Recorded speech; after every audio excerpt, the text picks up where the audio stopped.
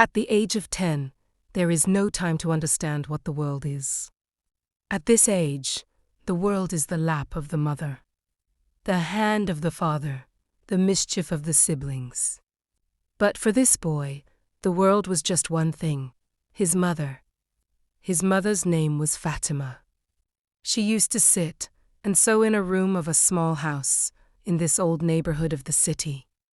All day long, the thread in the needle, the floral motifs on the clothes. And in the evening, when he returned from school, the aroma of home-cooked food greeted him. It was also a normal day. When she came home from school, she saw her mother. Mom said, "Son, I have a little headache. If I rest, I'll be fine." He sat down to do his homework. But the evening passed, the night came, and the mother's headache increased instead of decreasing. The mother's breath began to snore. He asked for water. The boy took the water. The mother took a sip and held out her hand. "Your mother didn't want you to leave." There were tears in his eyes when he said this. The boy couldn't say anything. She just held her mother's hand. My mother's hands were slowly moving. The sound of breathing stopped. Sunita filled the room. He scolded his mother. "Mom, get up." "Mom, I was scared." Mom didn't open her eyes. In the morning, the neighbors came to know about it. Someone came to make a call, someone to manage the office. The boy was sitting in a corner. He didn't understand what was happening. There was only one person in her world, and she had left him. My father was also mentioned. My mom said he was too young. When his father died, he had no picture of his father. There was only a faint idea that there was a man who was his father. It was raining on the last day. A light drizzle. A few people gathered at the cemetery. There was an uncle who was actually a distant relative of the mother. They had a daughter who died years later. There was a look of surprise on everyone's faces. Funeral prayers were held. The boy still couldn't believe it was true. When the mother was lowered into the grave, her heart became restless. She wanted to scream, but the sound stayed in her throat. On returning from the graveyard, the uncle said, "Son, now there is a problem of your care. We don't have a place," he said. The elders of the village advised. Someone said, "A room in the madrasa is empty. Maulavi sir is a good man. We'll keep it." And so the very next day, a bag named after his belongings, containing 2 pairs of clothes and an old picture of his mother, was left in an old seminary room. Uncle said, "We will come on time." She put her hand on his head, and they both walked away. The room was very cold. An old bed, a blanket, and a window that was blowing cold air. The boy looked at his mother's picture. My mom smiled in the picture. He took the picture to his chest, and then his eyes welled with tears. He cried all night. When morning came, his eyes were swollen. But a strange power had come into his heart. He held up a picture of Mom and said, "Mommy, I promise I'm going to be big. I will be so big that no one will look down on me. No one is going to burden me." The church was an old building. There were several rooms, a mosque, and a large courtyard. The boy's room was at the end of the courtyard. He woke up in the morning with a wake-up call. He would perform ablution, pray, and then clean the madrasa. The Maulvi was strict but fair. He called the boy. "Son, what's your name?" The boy answered, "Amir Hussein." Maulvi Sahib said, "Amir, you will stay here, then you will do some work." cleaning the madrasa in the morning, preparing the children's dinner table in the afternoon, straightening the books in the evening. In return, you will get food, and you can also study here. Amir nodded his head. He was worried about food. She hadn't eaten anything since. On the first day, he was given bread and lentils. It was the best meal for him. But it wasn't easy to stay in school. Some of the kids make fun of it. Orphans without parents. Someone says, "Stay away from him. It will be unfortunate." Amir remained silent. He would do his work, read the Quran, and return to his room. At night, when everyone goes to sleep, he sees the picture of his mother. The mother had written her name, Fatima, on the back of the picture, and the date of his birth. He kisses the picture and thinks, "Mommy, when will I grow up? When am I going to work?" One day, Molly called him. "Amir, children of your age go to school. You want to go to school?" Amir's eyes lit up. "Yes, Lord." But then he fell down. "Where's the money coming from?"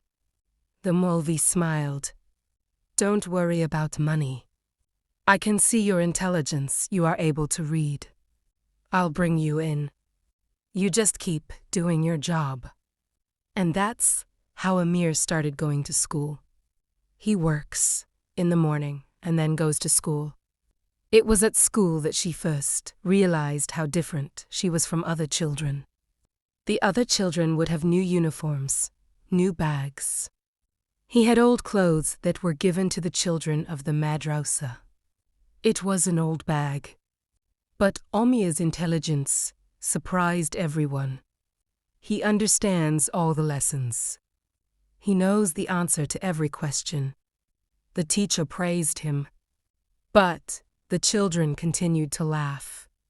A boy from a poor family, one day on his way back from school, he saw a small hotel in town in need of a dishwasher. The hotel owner said, "You're young."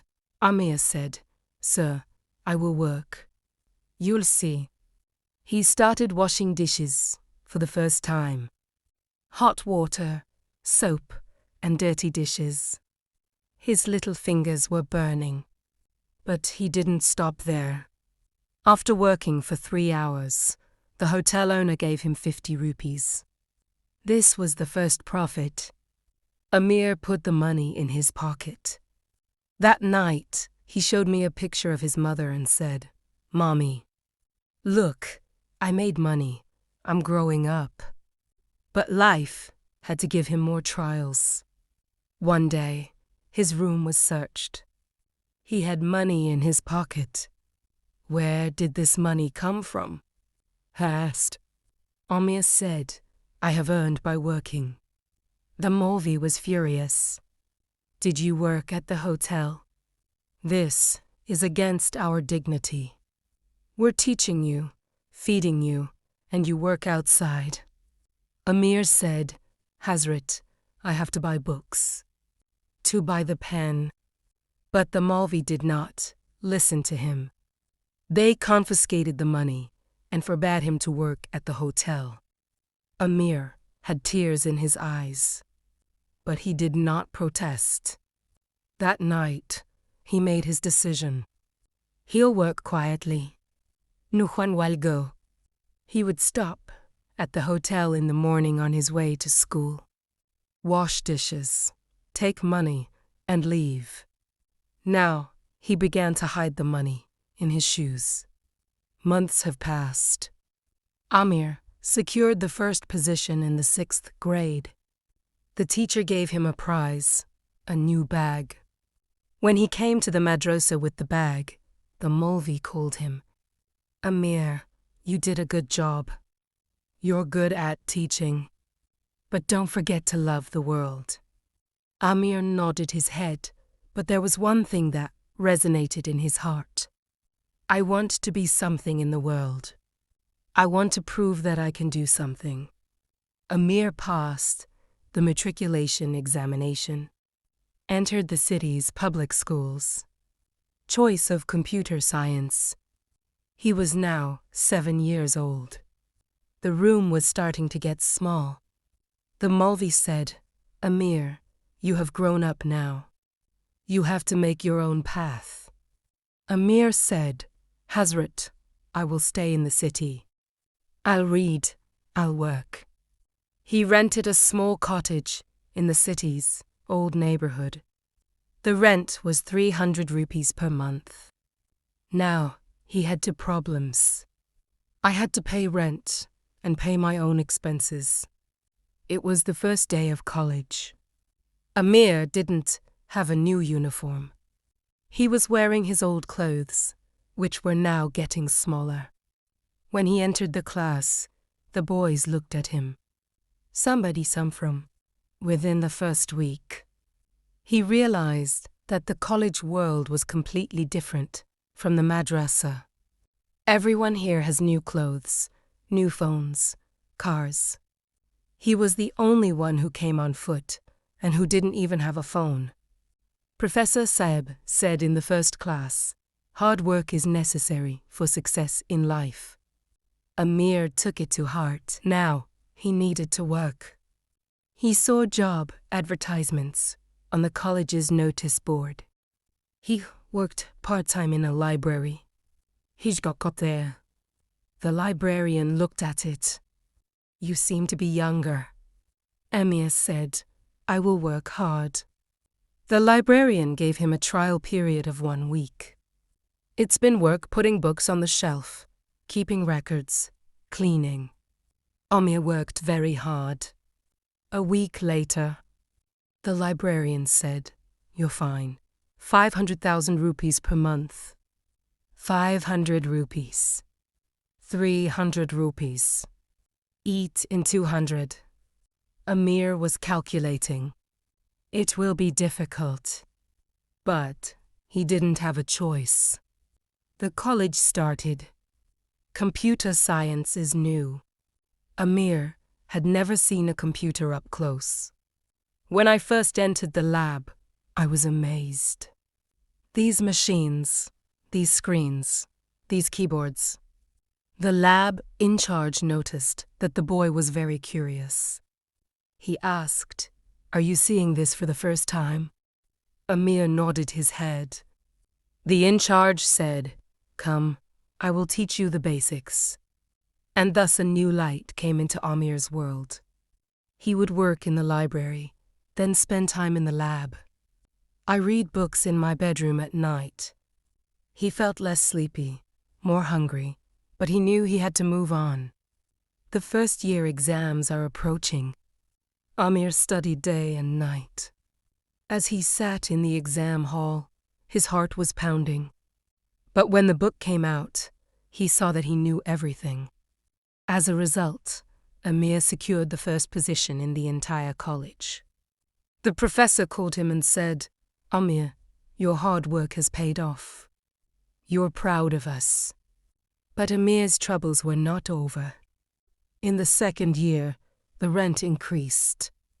The money from the library job was no longer enough. He needed more work. He went into the city offices and began to ask. He got a job in a small company. It's been work sorting files, drinking tea. 1,000 rupees per month. He now had 2 jobs. College in the morning, library in the afternoon, office in the evening. Studying into the night. His body began to shake. One day he was sitting in class and suddenly felt dizzy. He survived the fall. A boy in the hotel looked up. He came to Amir. "Has something happened to you?" Amir said, "Nothing. It's exhausting." The boy's name was Rashid. Rashid belonged to a rich family. When he saw Amir's condition, he said, "You should rest. You're eating." Amir lied. "Yes, I eat." But Rashid understood. The next day, he brought food from his house. "Amir, Take this. My mother has sent. Amir refused. No, me. Rashid said that such a thing does not happen between friends. And thus a friend came for the first time in Amir's life. Rashid helped him. Sometimes it's books, sometimes it's notes. Amir felt that there are good people in the world.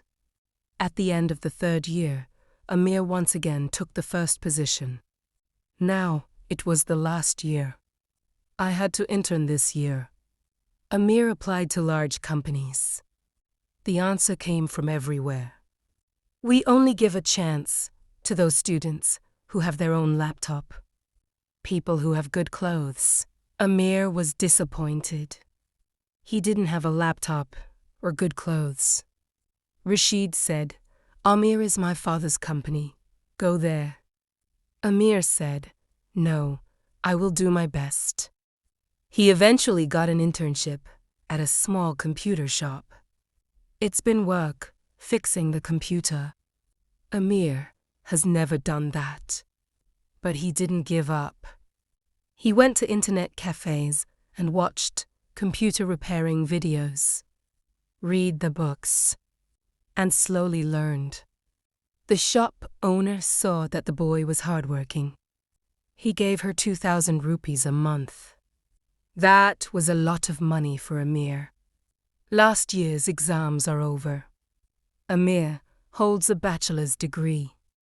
When his name was called at the ceremony, tears came to his eyes. He looked at the sky. Look, your son has succeeded. Degree was at hand. Dreams were in his eyes. But the box was empty. Now looking for a job was promised. Amir prepared his CV, a simple paper, on which his education, his ability was written.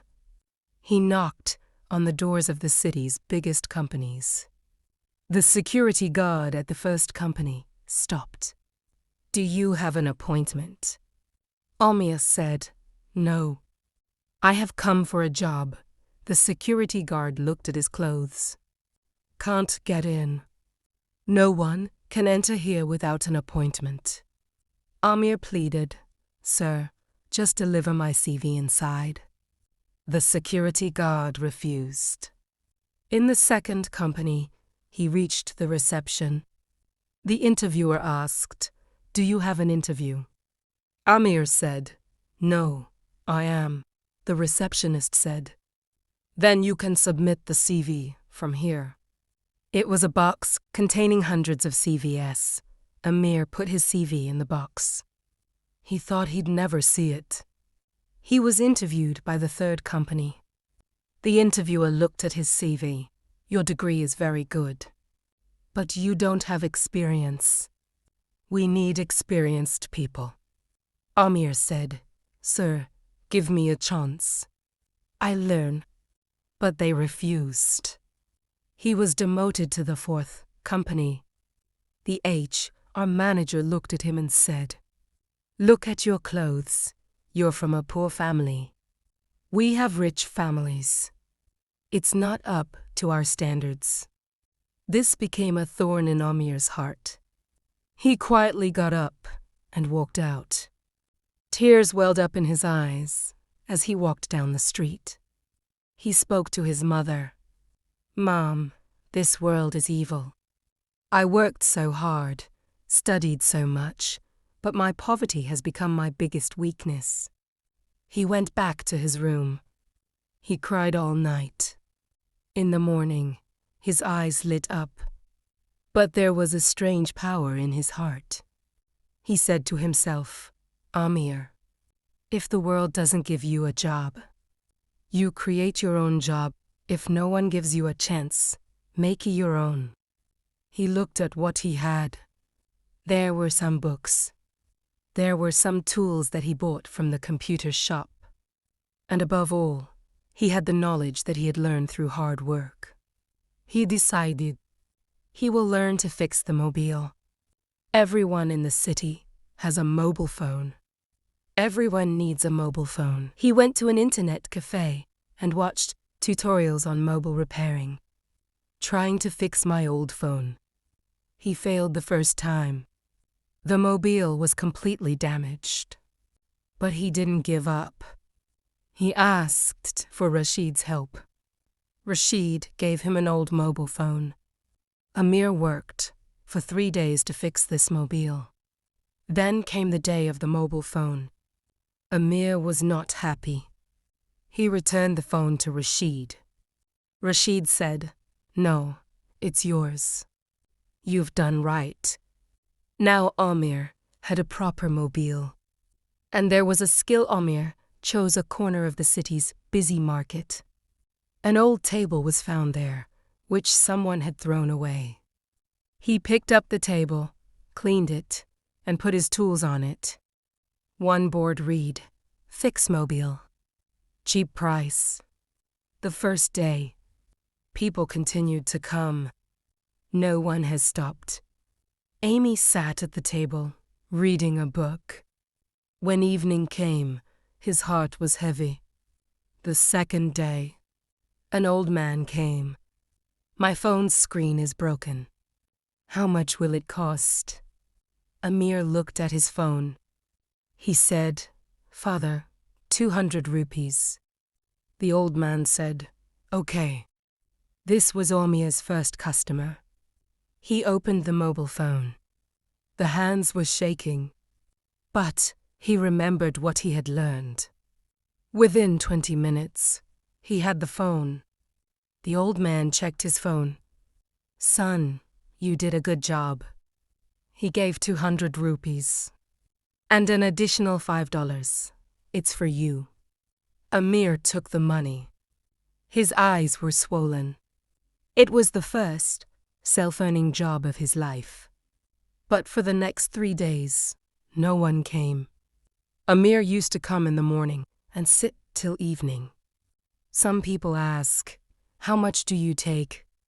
When he would tell the price, the person would leave, saying that the other place was cheaper. A week later, Amir had only 300 rupees. The fare was 500. He was worried. He decided to lower the price. A young man came that day. "Mobile is not charging." Amir looked at his phone. The problem was in the charging port. He did it in 15 minutes. He took only 50 rupees. The young man was happy. "You're cheap. I'll send my friends too." And so slowly people started coming to Amir. His honesty, his skill, and his reasonable prices attracted people. But the problems continued. Other mobile repairers in the neighborhood saw it. "He is a poor boy, competing with our shops." They frightened him. One day, 2 men came. "This is our place." Amir said, "I didn't take anyone's place. I've chosen a corner." But the boy didn't accept it. He turned his table. Tools were dropped. Amir quietly picked up his luggage. He went to another place. This time, he took a place in front of an old shop. The shopkeeper asked, "Will you sit here?" Amir said, "Yes, I will give you 200 rupees a month." The shopkeeper agreed. He went to an internet cafe and watched tutorials on mobile repairing, trying to fix my old phone. He failed the first time. The mobile was completely damaged. But he didn't give up. He asked for Rashid's help. Rashid gave him an old mobile phone. Amir worked for 3 days to fix this mobile. Then came the day of the mobile phone. Amir was not happy. He returned the phone to Rashid. Rashid said, "No, it's yours. You've done right." Now Amir had a proper mobile. And there was a skill. Amir chose a corner of the city's busy market. An old table was found there, which someone had thrown away. He picked up the table, cleaned it, and put his tools on it. One board read, "Fix mobile. Cheap price." The first day, People continued to come. No one has stopped. Amy sat at the table, reading a book. When evening came, his heart was heavy. The second day, an old man came. My phone's screen is broken. How much will it cost? Amir looked at his phone. He said, Father, 200 rupees. The old man said, Okay. This was Amir's first customer. He opened the mobile phone. The hands were shaking, but he remembered what he had learned. Within 20 minutes, he had the phone. The old man checked his phone. Son, you did a good job. He gave 200 rupees. And an additional $5. It's for you. Amir took the money. His eyes were swollen. It was the first self-earning job of his life. But for the next 3 days, no one came. Amir used to come in the morning and sit till evening. Some people ask, How much do you take? When he would tell the price, the person would leave, saying that the other place was cheaper. A week later, Amir had only 300 rupees. The fare was 500. He was worried. He decided to lower the price. A young man came that day. Mobile is not charging. Amir looked at his phone. The problem was in the charging port. He did it in 15 minutes. He took only 50 rupees. The young man was happy. You're cheap. I'll send my friends too. And so slowly people started coming to Amir. His honesty, his skill, and his reasonable prices attracted people. But the problems continued. Other mobile repairers in the neighborhood saw it. He is a poor boy, competing with our shops. They frightened him. One day, 2 men came. This is our place. Amir said, I didn't take anyone's place. I've chosen a corner. But the boy didn't accept it. He turned his table. Tools were dropped. Amir quietly picked up his luggage. He went to another place. This time, he took a place in front of an old shop. The shopkeeper asked, Will you sit here? Amir said, Yes, I will give you 200 rupees a month. The shopkeeper agreed. Months have passed. Amir now has 10 to 15 mobile phones in his care every day. His daily income reached Rs. Now he's paid his rent. Buy yourself some new clothes. And most importantly, he bought himself an old laptop. The laptop changed the world. Now, he not only fixes the mobile, but also works online.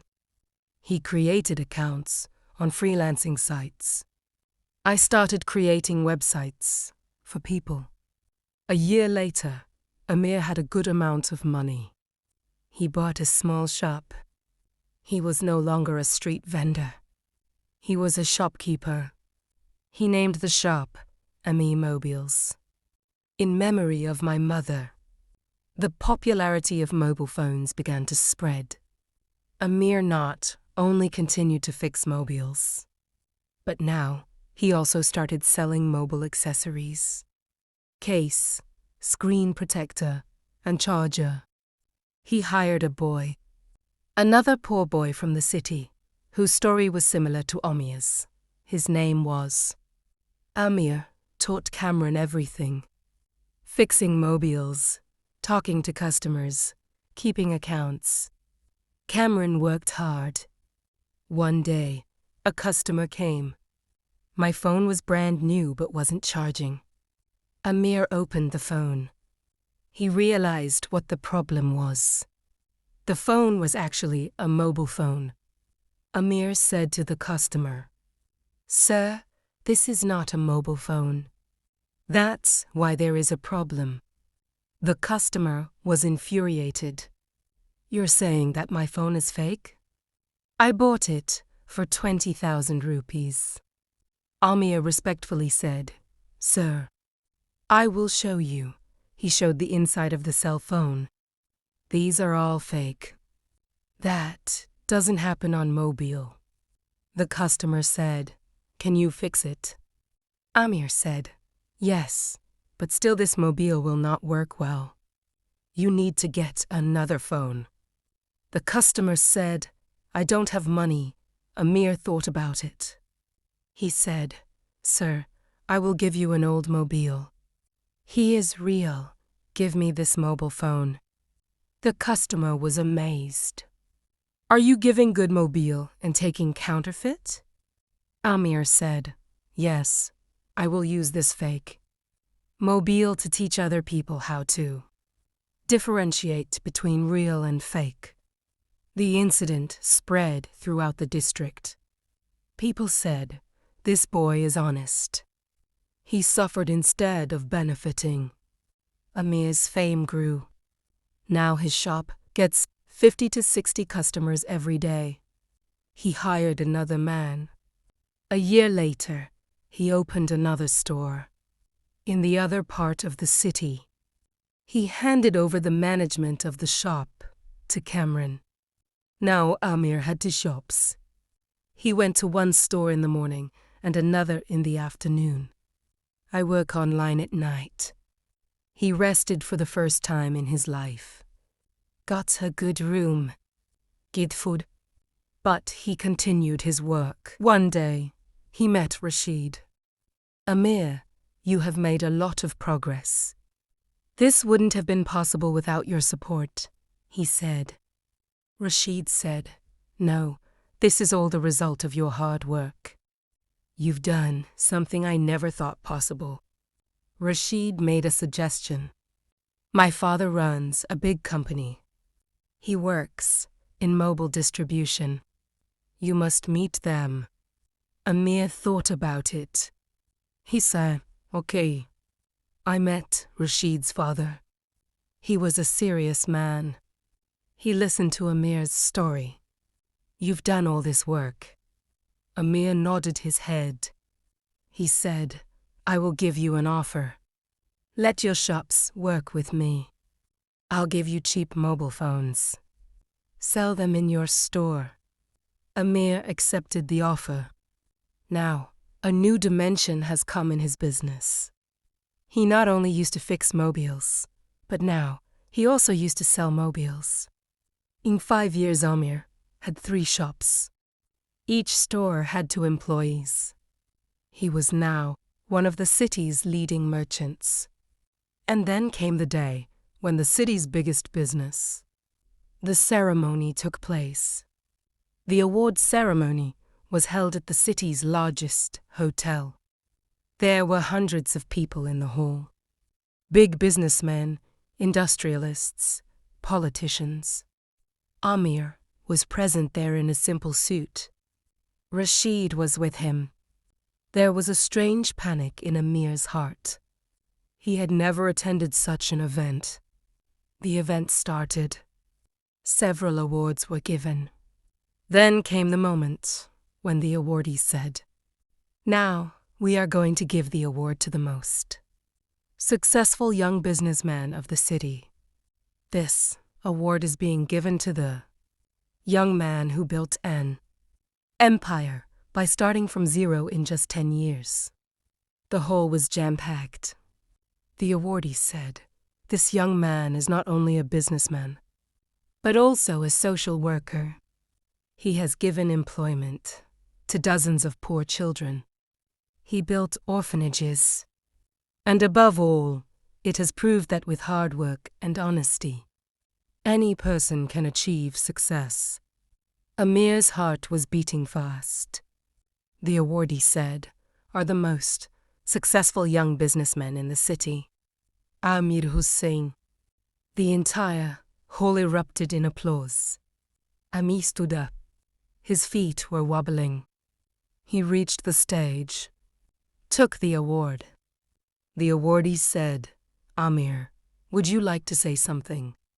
Amir picked up the microphone. He looked at the hall. There were hundreds of faces. Some of them were faces who refused to work. Some of them were who regarded him as evil. His voice was thunderous, but he began to speak. 10 years ago today, I was a boy with nothing. He had no father, no home, no money. I only had a dream. It was my dream to become something. There was silence in the hall. I knocked on doors for work. I've been rejected everywhere. I was told that I am poor, my standards are not high. I cried at night, but I didn't lose. Amir took a breath. I decided that if no one was going to give me a job, I would create my own job. I set up a table on the sidewalk. People were laughing, but I didn't give up. Today, I am here. I decided to take revenge. But it wasn't what people thought. I didn't take the hate. I raised myself so high that those who rejected me were left behind. The whole hall stood up and applauded. Whatever I am today is because of these people who helped me. My teacher, my friends, and all the people who trusted me.